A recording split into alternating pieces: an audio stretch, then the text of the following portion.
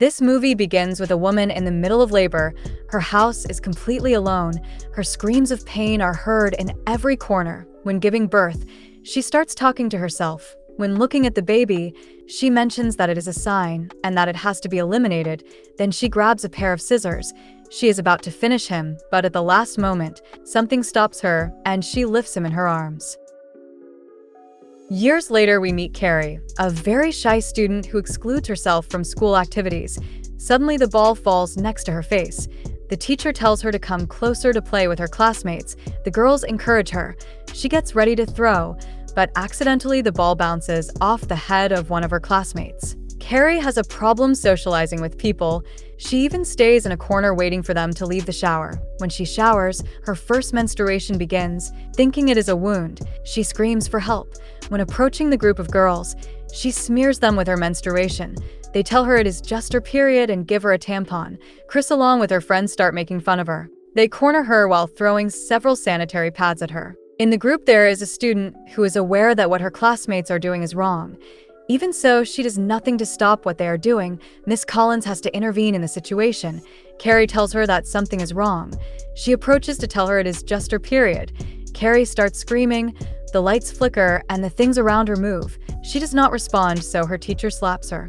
She tells her it is something normal and that she should not worry. She explains that her body will have several changes as time goes on. The principal asks about the student who started throwing the pads. Her teacher answers for her. It was Chris and all her friends. The responsible girls have to be punished. They will have to inform their mothers. CARRIE acts strangely. Her mother has had several problems with them since the state stopped her from homeschooling. CARRIE yells at her, and the water bottle breaks. When classes end, Chris makes fun of what happened with her classmate and shows the video to her boyfriend. On the other hand, CARRIE apologizes to her mother for making her principal call her. She refuses to enter the house. Minutes later, she decides to enter and finds her mother hitting her head. She tells her she doesn't want her to act that way. Margaret tells her that she is already a woman. She says that God molded Eve with the rib of man. God cursed Eve for her sin. The curse was blood.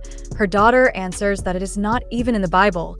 Margaret tells her that she bathed with all the lustful ones, meaning that the origin of her problem is her own mother.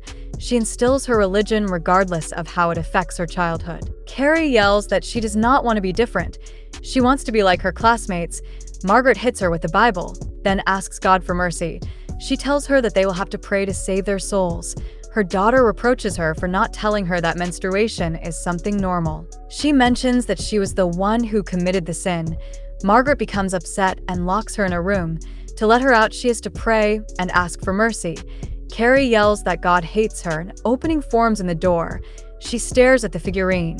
Out of nowhere, blood starts dripping. Meanwhile, Snell tells her partner that she feels guilty for what her classmates did. To console her, he tells her that once he kicked a boy, his reason was because he treated him horribly when they were little. Tommy asks her if she apologized. She answers that not even he apologized to the boy he kicked. Now we follow Chris and her classmate Tina. Both are about to upload the video of their classmate. Tina thinks they could get into trouble. Chris answers that they did nothing wrong, according to her. She only offered her some sanitary pads. Hours pass, and Margaret finally decides to take her daughter out. Apparently, the prom will take place soon. Miss Collins asks her about her date. Chris answers that he is not from the school. Collins asks if she'll give him a boutonniere or if she will put a tampon on his lapel. Chris gets angry and tries to walk away from the group. The teacher tells her she is not going anywhere. Now she asks her friend if her date is campaigning to be prom king and queen. She mentions that she would have voted for her, but now she will not. She scolds them for making fun of their classmate. What they did was disgusting. The worst part is that one of them uploaded the video online. Chris finds it very absurd. The teacher tells them that for talking back, they will have to run extra time. Chris answers that she will not do it. She tells them that if anyone refuses to run, they will be suspended. If suspended, they will not be able to go to the prom. While running, they have to think about how they would have felt in CARRIE's situation. Each day of the week, they will have to exercise for extra time. Chris gets angry and decides to stop. Her teacher reminds her that if she stops, she will not be able to go to the prom. The student answers the following, insert rot. She tells her that she does not plan to keep running. According to her, CARRIE is ignorant for not knowing what menstruation is. Collins tells her to leave her class. She has no right to attend the prom. Chris tells her that she is no one to decide whether she will go or not. She asks her classmates for help. If they unite, they will not be able to stop them from going to the prom. Even her best friend ignores her. Her attitude was disgusting, and she still thinks she did nothing wrong. CARRIE goes back to school. In the lockers, they make fun of her. The students laugh when they see her. When entering the bathroom, she gets angry and causes the mirror to break. CARRIE has powers which she is still learning to control. When discovering this, she starts investigating magical powers. She spends several hours like that until her class time arrives. Her teacher tells her to go to the front to read her poem. During her presentation, her classmates do not stop laughing. The teacher tells her that her poem is disturbing. He mentions that she had never talked that much in class. He recommends that she sit down to stop scaring them. Tommy reminds him that he is stupid. The teacher asks what he just said. Tommy answers that her poem was awesome. The teacher ignores him and continues with his class. Meanwhile, Margaret receives a client. It turns out to be Snell's mother. She apologizes for what happened with her daughter. She picks up the clothes for the prom while congratulating her for doing a good job. Margaret hurts herself as a method to contain her impulses. Meanwhile, Chris tells her father what happened. He becomes upset and tells her that the teacher was offensive. What she did could be considered abuse of power. The principal answers that they have had several problems with her daughter. She made fun of her classmate when she had her first menstruation. He interrupts him to tell him that these are slanders. His daughter promised she had done nothing wrong. They have no evidence of what they are saying. The teacher answers that there is a video recorded by her own daughter. That recording could be incriminating for the girls involved. They could sue and get bad publicity. He mentions that the best thing would be to check her phone. If they do not find any evidence, he will be forced to apologize and she will be able to go to the prom.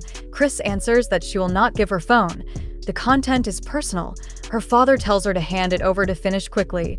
He has no time because he must go to work. She leaves without showing the phone. Here she reproaches her best friend for not supporting her.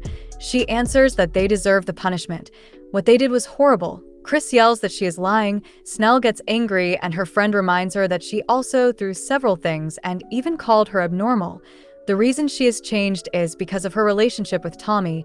Her fantasy is the prom and having the perfect boyfriend. She does not care about what they did to their classmate. CARRIE continues improving her power. She has better control when moving objects at will. Her mother hears noises and grabs a knife. When entering her room, CARRIE pretends to be asleep. The next morning, Snell proposes to her boyfriend that he take CARRIE to the prom. He thinks she is joking, but she means it. CARRIE did not take her eyes off him when he rescued her in class. Tommy does not want to go to the prom with anyone other than his girlfriend. She is determined and wants to fix what she did. Tommy approaches CARRIE, empathizes with her, and asks if she would like to be his date for the prom, as if she were some strange creature. The students do not stop staring at her, which is why CARRIE leaves without saying anything. Tommy follows her and promises her that it is not a joke. His girlfriend will not go to the prom, and he wants to go with her. CARRIE hides to cry in the bathrooms. Her teacher appears and thinks they made fun of her again. She tells her that someone invited her to the prom. Her teacher gets excited until she hears that it is Tommy. She believes it is a lie to fool her again. Collins answers that maybe it came from his heart to invite her. She does not know why he would want to go out with her. The only person who supports her tells her that she is very beautiful. For the prom, she has to get ready like the other girls. Collins talks to them to make sure it is not a joke. He answers that it has nothing to do with his girlfriend. It is a private matter between them and no one else. When CARRIE returns home, she runs into Tommy getting out of the car. He insists on going to the prom with her. He does not plan to leave until he gets an answer. Since her mother is about to arrive and is too radical, she answers that she'll be his date, just to get him off her back. CARRIE finds him attractive. Here she visits a shop looking for the fabric for her ideal dress. When she returns home, her mother asks her why she arrived so late. She answers that she wants to adapt. She has an opportunity since she was invited to the prom. Margaret answers that they will hurt her. With her period, she attracts men like dogs. She plans to move no matter how many times is necessary. She tells her to go into her closet to ask for mercy. CARRIE gets angry, and the furniture begins to lift. CARRIE uses her powers and lifts her mother. She tells her she will go to the prom no matter what she says. Margaret yells that she is a witch, that the devil is using her. Since CARRIE has been researching her powers, she tells her that there are more people like her. Her power is hereditary. Her grandmother must have had it, and it skipped a generation. Her father must have had it too. Margaret answers that her father gave her cancer, referring to her daughter as if she were a cancer. CARRIE does not want her to say that. She will go to the prom and does not want to argue again. On the other hand, we see Chris with her boyfriend and their group of friends. They plan to do something against CARRIE. They go to a barn and kill a pig painfully. They give Chris a knife so she can make a cut. Later, they prepare everything on the stage.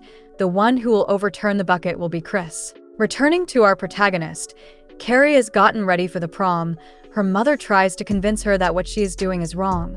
She asks her to take off the dress so they can burn it together while asking for mercy. Since her daughter does not listen, she starts hitting herself in the face. CARRIE stops her and tells her that with that she will not make her stay. At that moment, her date arrives in a limousine. Since her mother keeps insisting, she decides to shut her up and lock her in the closet. Before leaving, she apologizes and promises that she will not arrive too late. When she arrives at the prom, her teacher tells her she looks beautiful. Tommy leaves them alone so they can talk. When he returns, he asks her to dance together. CARRIE does not want to do it, but her date insists and manages to make her dance with him. Tommy shows her his steps, and for a moment she feels peace in her life. Her date tells her that he is enjoying spending time with her. Tommy tells her he does not want her to leave so early. Meanwhile, we see Chris and her boyfriend getting into position. The voting for prom king and queen begins. Chris sends a message to her friend, a message in which she writes that her classmate looks good but not for long. When reading this, she heads quickly to the school. In one scene, we see two students switching the ballots. Billy tells her that she has to run after pulling the rope. If someone catches them because of her, he promises he will end her life. What they are doing is a crime, and they could spend a couple of years in jail. They are about to announce the names of the winners. Her friend enters and sees them sitting. As expected, their names are announced as the winners. Snell goes to look for her classmate. Chris's hand trembles. Her boyfriend reminds her that it is too late to regret it. She has to do it quickly. When approaching, she realizes what is happening. Chris pulls the rope, but it is stuck. Billy pushes her and tries to overturn the bucket. She tries to stop them, but the teacher stops her, thinking she wants to do something bad. For the first time, she had socialized with her classmates, when suddenly the blood falls on her head. Right after, they play the recording on screen. The audience starts laughing. CARRIE does not know what to do. Since the culprits ran away, they left the rope poorly tied, and it causes Tommy to suffer a blow to the head. CARRIE approaches, and sadly, Tommy has died. CARRIE loses control. Her scream causes many injuries. Some crash against the wall. The students try to escape. The girl they bullied closes the door in their faces. They try to escape through the windows. But again, CARRIE crushes them. Some try to get a viral post. Obviously, CARRIE attacks them. With her powers, she knocks down two of the girls who made fun of her. The crowd tramples both. Her anger causes a fire in the school. CARRIE continues punishing the girls who bullied her, the only person who helped her when she needed it most. She lifts her up and is about to kill her. At the last second, she lets her live. The flames keep spreading. She flies out and sees the culprits. She starts following them and causes several fires along the way. Chris sends the message to her father asking for help. Billy snatches the phone from her. The plan is to leave the city and never come back. What they do not know is that she is following them. With her powers, she cracks the street, splits it in two, and their only path is to go back the way they came. When they return, they run into the girl whose life they made hell. Chris tells her boyfriend to run her over. Billy hits the accelerator, and CARRIE stops them a few centimeters from her. Billy suffers a brutal blow. The only one alive is his bully. Again, she tries to run her over. She avoids it and lifts the car. She keeps pressing the accelerator. Then the following scene happens. Fatality. Surprisingly, she is still alive, but only to look at her for a few seconds. Finally, she walks away and causes a brutal explosion. The ambulance helps the victims. CARRIE returns home. When entering, she finds the closet with the door broken. She looks for her mother in all the rooms. She does not find her, and we see her pass behind her. Now she decides to wash off the blood. While doing it, she cries for what happened. When she leaves, she bumps into her mother. She hugs her and tells her she should have killed herself when she was still in her womb. Since she met her father, she was already religious. One night, she asked him to kneel and beg for strength. That night, her husband abused her. Her sin was enjoying it. She tells her that the best thing is to pray. Both Neil and Margaret takes the chance to stab her in the back. She uses her powers. Her mother keeps lowering the knife. She is determined to kill her own daughter. She thinks she is the devil, no matter what they do. She will always be reborn. When she was about to kill her, her daughter stops her and lifts her. Then several sharp objects float in front of her. CARRIE apologizes and places her in the same position as the figurine of God. Margaret is still alive. Her daughter helps her and tells her that now no one will hurt her. Sadly, she dies in her arms. At that moment, Snell appears. She only wants to help. CARRIE does not understand and lifts her into the air. She grabs her mother as several noises are heard in the house. CARRIE wants her mother back. The house starts collapsing. If they do not leave quickly, they will be crushed. Snell approaches and tells her to give her her hand. She uses her powers and tells her that she has a baby in her womb. With this, she decides to push her to keep her from getting hurt. Unable to do anything, she watches as the house is destroyed. Over time, we see her placing flowers on CARRIE's grave. On the tombstone, they have stained the phrase, "CARRIE burns in hell." In the background, we hear her voice talking to another person. They ask her if what she witnessed during the tragedy was a natural event. She answers that many people died that night. Her explanation is that CARRIE had a kind of powers. She was just like everyone else. With fears and hopes, they pushed her too far before losing patience. Everyone has a limit. Out of nowhere, we jump to her labor. She suffers greatly while giving birth. She starts screaming and the lights flicker. She floats for a few seconds. The doctors do not notice. They restrain her and we see a very disturbing scene. So disturbing that I think I will add censorship. Apparently, it was only a nightmare. Her mother tries to calm her, but cannot.